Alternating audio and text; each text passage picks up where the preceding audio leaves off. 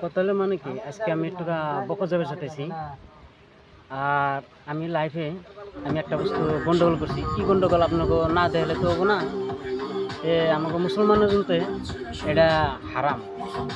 তে হারাম মানে কি, বস্তুটা আপনাকে কইতেছি, দেখাইতেছিও। আজকে আমি বকো যে এই বস্তুটা উড়ে দেওয়ার ব্যবস্থা করুন, লাগে 10,000 টাকা, বুঝছেন। তাও আমাকে মুসলমানের জন্য এটা উড়ে দেওয়া কর্তব্য। তা আমি করছিলাম গুয়াহাটি থেকে, ফুটপাথের থেকে।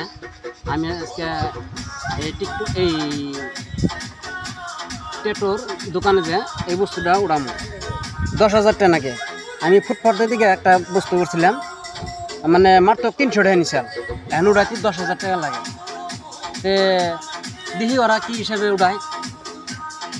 ডাক্তারের কাছে গেছিলাম, আপনি করলো মোটামুটি 20,000 টাকা ছান দিল।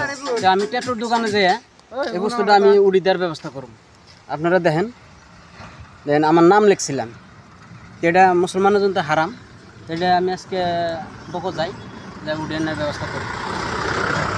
এইটাই আমার কর্তব্য। মুসলমান মানুষ হয়ে ভবিষ্যতে এই কামটা করেন না। পরে যে উড়াবো সেই ভিডিওটা পরে দিব।